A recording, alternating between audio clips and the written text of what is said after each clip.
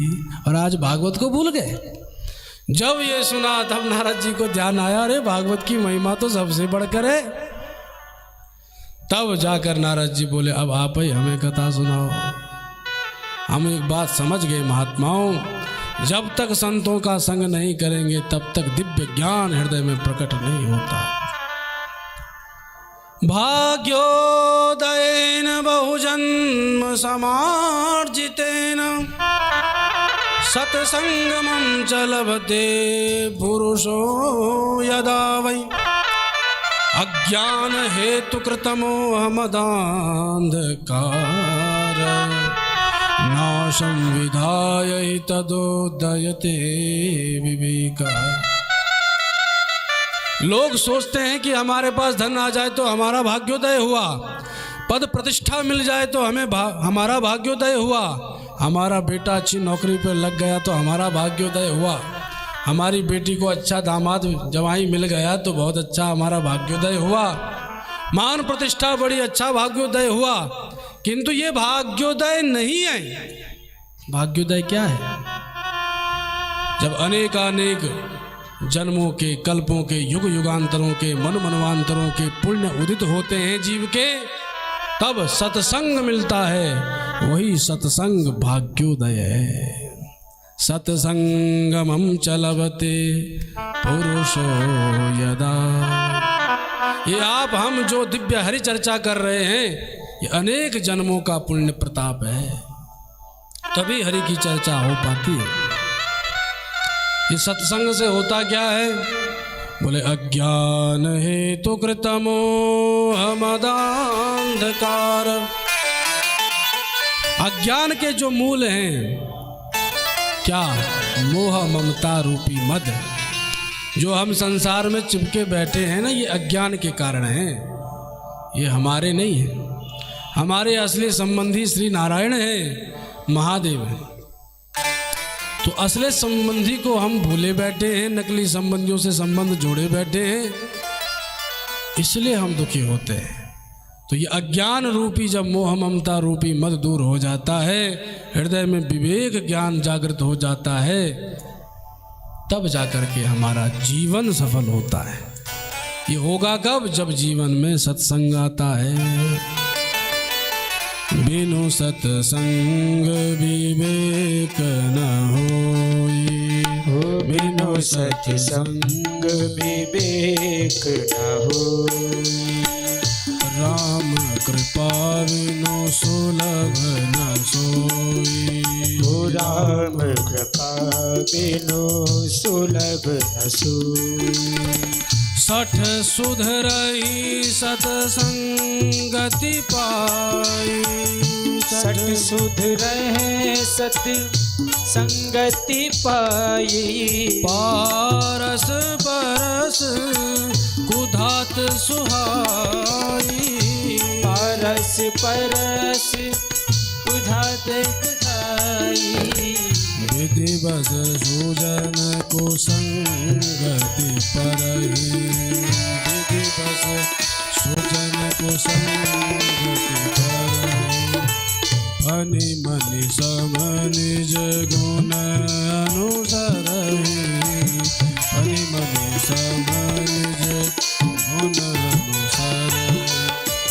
गोस्वामी जी महाराज ने रामचरितमानस में इसका दिव्य व्याख्यान किया है। सत्संग की बड़ी महिमा है।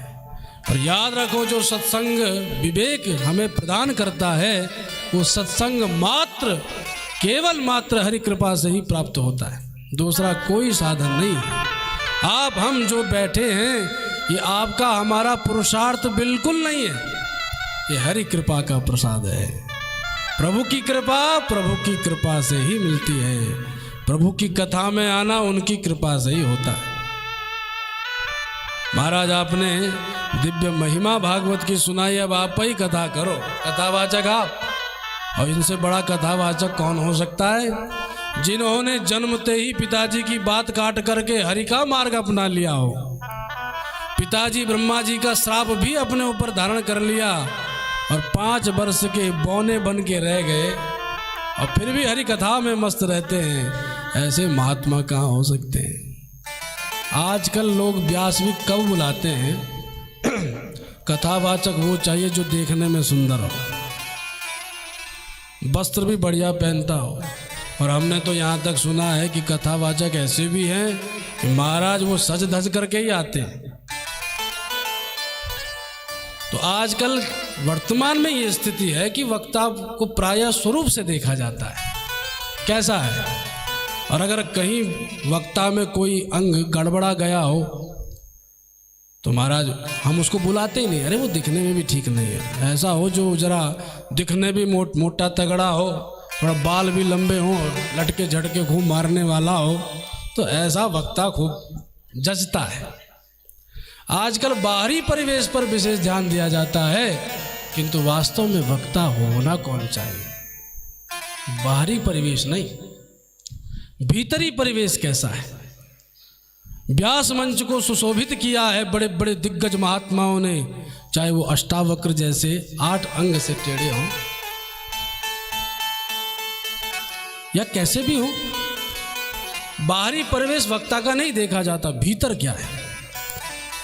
आज के समय में कोई नंगा बाबा आ जाए तो उसको व्यास मंच पर बैठाने से हम घबराएंगे, और सुखदेव जी तो नंगा बाबा हैं।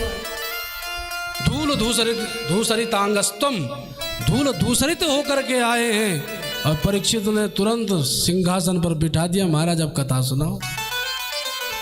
भीतर परिवेश रहनी कैसी है उस पर देखना चाहिए।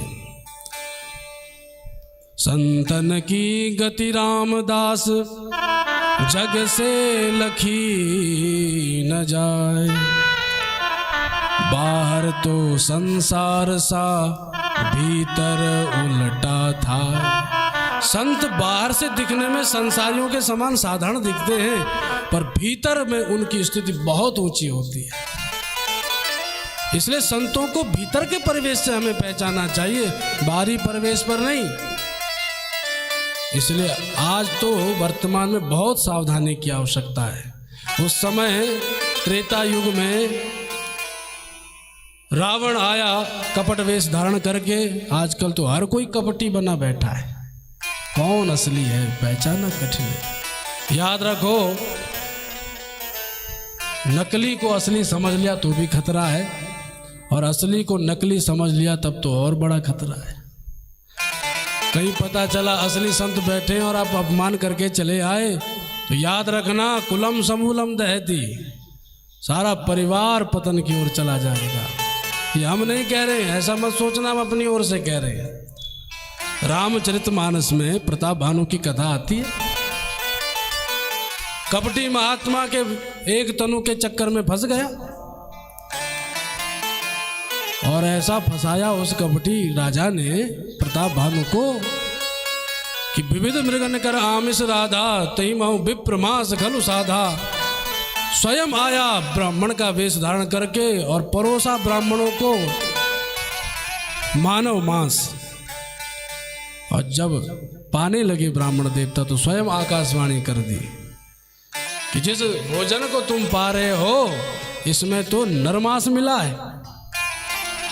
ब्राह्मणों ने जैसे देखा, ब्राह्मण बड़े क्रोधी हो गए। ब्राह्मणों ने श्राप दे दिया, जाओ निशाचर हो तुम मूढ़ सहित परिवार, जाओ सारा परिवार राक्षस बने, ऐसा श्राप दिया। इसलिए बहुत सावधानी की आवश्यकता है, कहीं असली को नकली न समझे, नकली को असली न समझे। तो फिर हम क्या करें?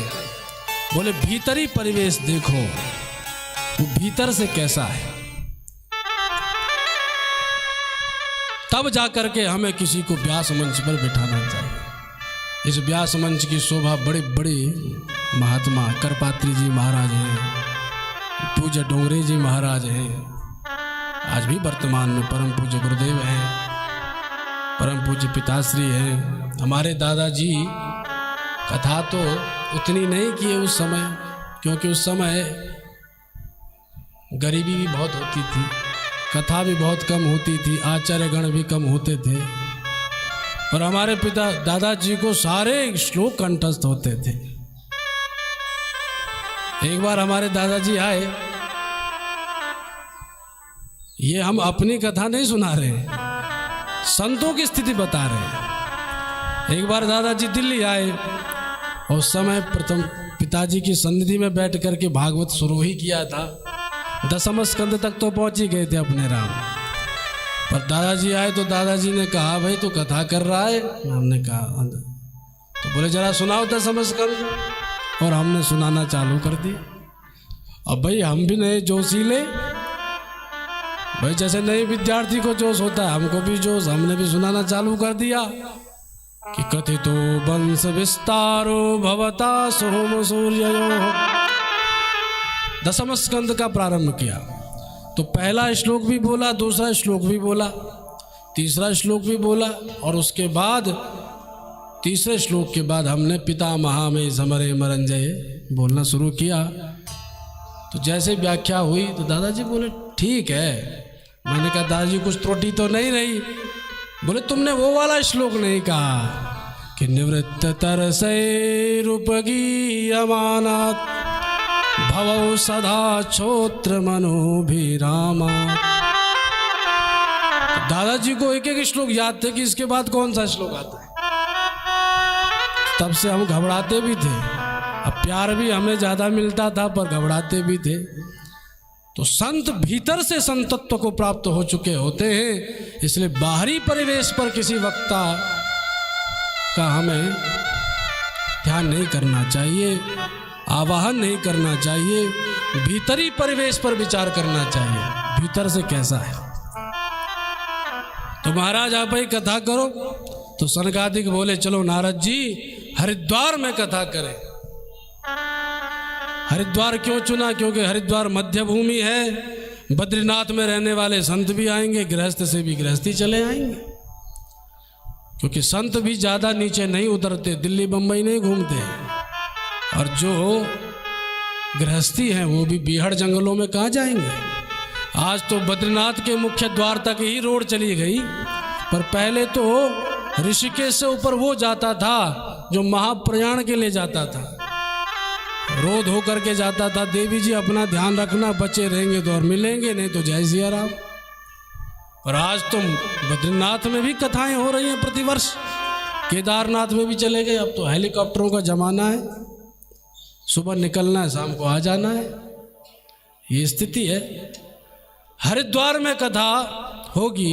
सनकादिक कुमार बोले आनंद नामक तट पर, और जैसे ही भागवत कथा प्रारंभ भई, श्रीमद् भागवत पीयूषा पानाय रसलम पटा। समस्त जितने भी हरि कथा रसिक जन हैं दौड़ते भागते हरिद्वार में चले आए।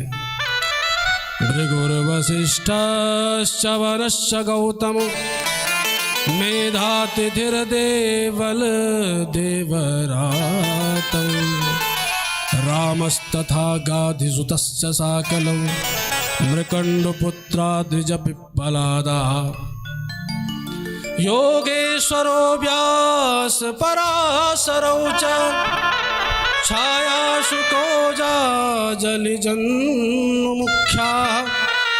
सर्वेप्यमी मुनिगणा सह पुत्र शिष्या स्वस्त्रीभिरायति प्रणयेयुक्ता। भृगु हैं, वशिष्ठ हैं, चवन, गौतम, मेधातिथि, देवल, देवरात, योगेश्वर व्यास जी महाराज, पराशर जी महाराज, परशुराम जी महाराज, मार्कंडेय ऋषि अपने शिष्य प्रशिष्य पुत्र आदि के साथ सब चले आए, और विशाल जन समुदाय हरिद्वार में एकत्रित हो गया, और सनकादिक कुमार कथा कहना प्रारंभ किए। सदा सेव्या सदा सेव्या श्रीमद्भागवती कथा यस्या श्रवणमात्रेण हरिश्चेत्तं समाश्रये। सदा सेव्या सदा सेव्या सदा सेव्या। श्रीमद् भागवत की कथा सदा श्रवण करने योग्य है, सदा श्रवण करने योग्य है। बोले होगा क्या? बोले हरिश्चित्तम समाश्रय। श्रीमद् भागवत की दिव्य कथा सुधा का पान करते ही हृदय में मनमोहन प्रकट हो जाते हैं। ये दिव्य महिमा भागवत की। अभी भागवत की गर्जना कर ही रहे थे, इतने में चमत्कार हुआ।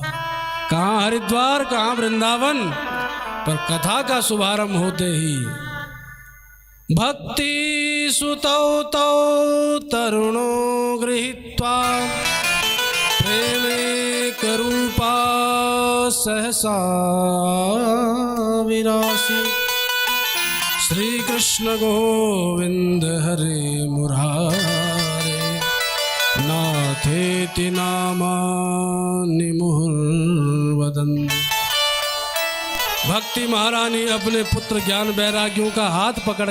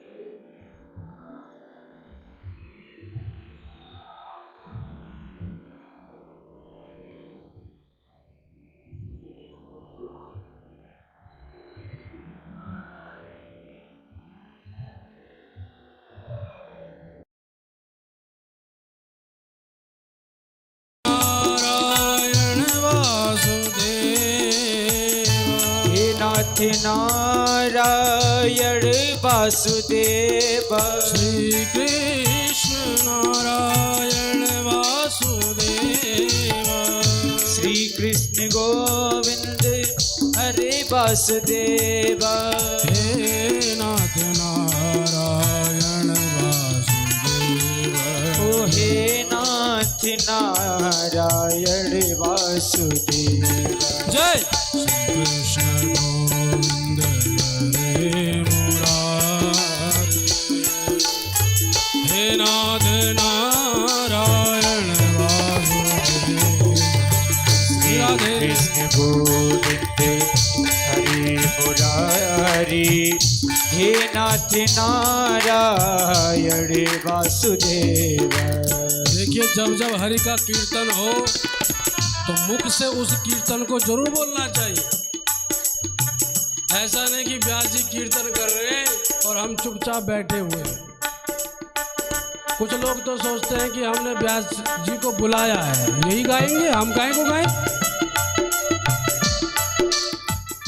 लेकिन ऐसा नहीं, व्यास जी तो गा रहे हैं, अपनी ड्यूटी निभा रहे हैं, पर आपकी भी ड्यूटी है।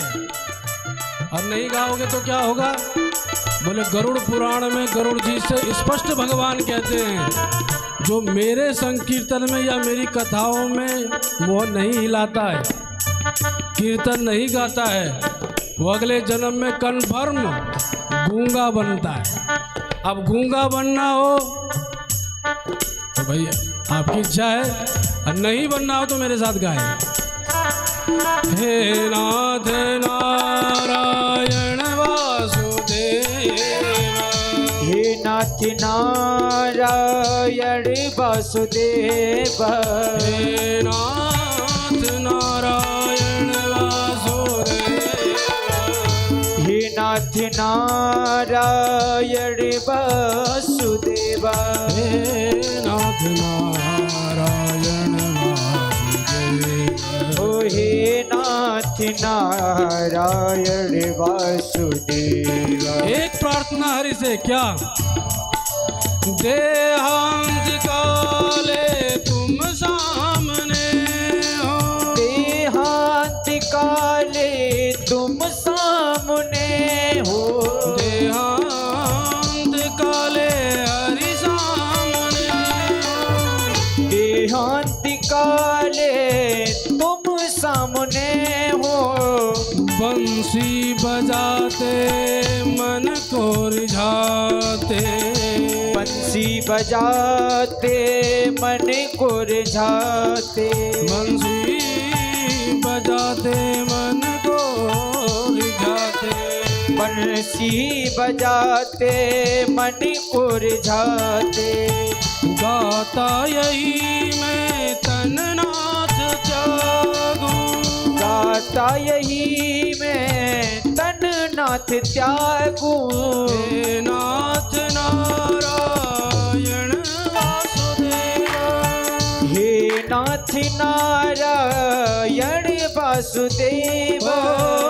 हे नाथ नारायण वासुदेवा, ओ हे नाथ नारायण वासुदेवा। जय श्री कृष्ण गोविंद हरे मुरारे, हे नाथ नारायण वासुदेवा। हरि बोल। कृष्ण गोविंद हरे मुरारी, हे नाथ नारायण वासुदेवा। श्री कृष्ण गोविंद हरे मुरारे, हे नाथ नारायण वासुदेवा। श्री कृष्ण गोविंद हरे मुरारी, हे नाथ नारायण वासुदेव। बोल भक्ति महारानी की।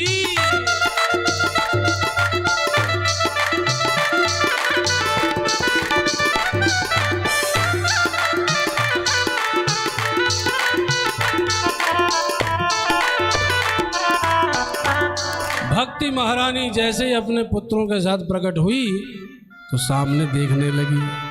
सारी सभा भी स्तब्ध है कि ये बीच में कहाँ से प्रकट हो गई।